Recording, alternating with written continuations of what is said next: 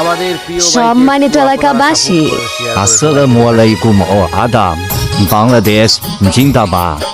জাতীয়তাবাদী দল বিএনপি দিরাই উপজেলা নরনকুলঞ্চ ইউনিয়নের সভাপতি পদে আসছেন আমাদের তরুণ সমাজ সেবক মোহাম্মদ মাহমুদুল হাসান। জিতু ভাই। সবাইকে বলে যাই জয়ের মালা তারি চাই।